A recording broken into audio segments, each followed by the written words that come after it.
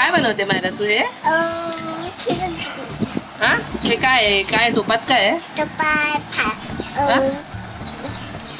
काय टोपात? हा भात. हा आता डाळ ठेव. भाजी काय करतेस?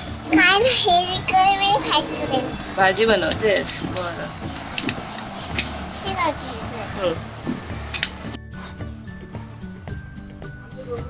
काय बनवतेस?